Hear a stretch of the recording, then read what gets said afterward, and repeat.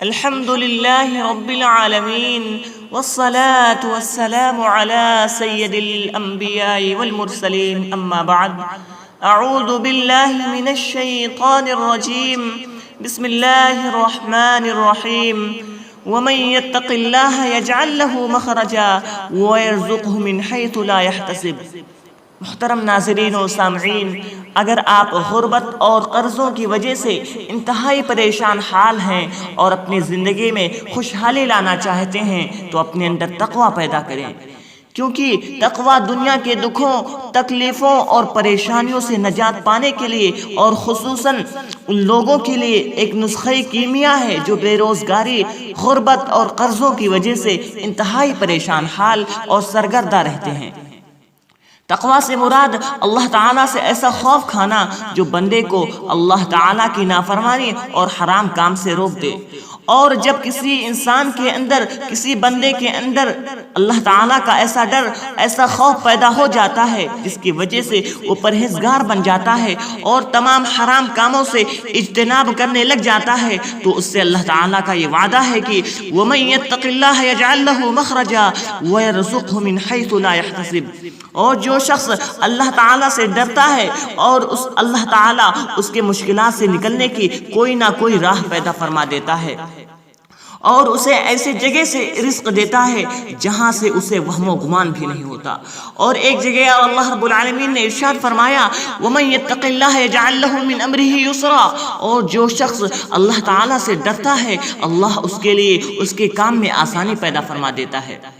اور نیز اور اللہ رب العالمین نے فرمایا وَلَوْ أَنَّ أَهْلَ الْقُرَىٰ آمَنُوا وَاتَّقَوْا لَفَتَحْنَا عَلَيْهِمْ بَرَكَاتٍ مِّنَ السَّمَاءِ وَالْأَرْضِ، اور اگر یہ بستیوں والے ایمان لاتے اور اللہ کی نافرمانی سے بچتے تو ہم ان پر آسمان اور زمین کے برکات کے دروازے کھول دیتے۔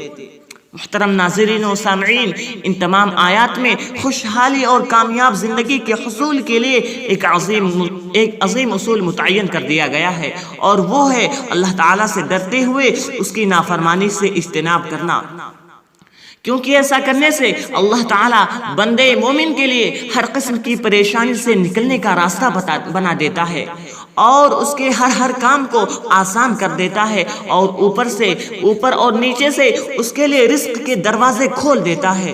محترم ناظرین و سامعین، اب آئیے ذرا ہم اس اصول کی روشنی میں اپنی حالت کا جائزہ لیں۔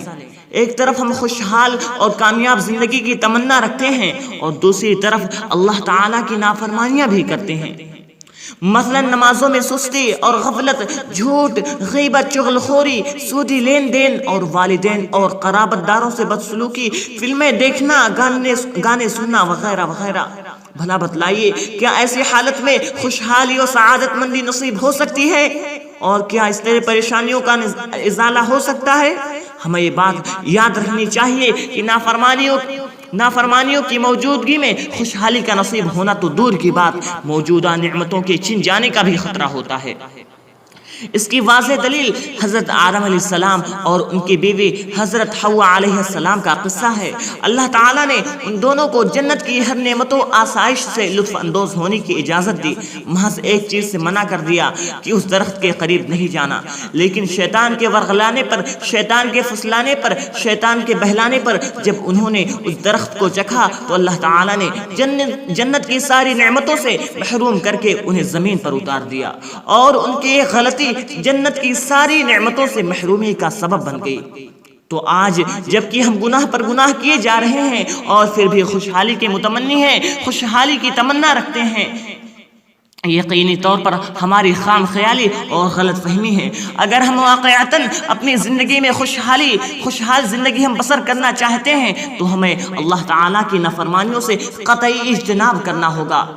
اسی طرح ابلیس کا قصہ، اللہ تعالیٰ نے اسے حضرت آدم علیہ السلام کے سامنے سجدہ ریز ہونے کا حکم دیا، لیکن اس نے تکبر کرتے ہوئے سجدہ ریز ہونے سے انکار کر دیا۔ پھر نتیجہ کیا نکلا؟ اللہ تعالیٰ نے اسے ہمیشہ کے لیے ملعون قرار دیا، اسے ہمیشہ کے لیے دھتکارا ہوا، بھٹکا ہوا قرار دیا۔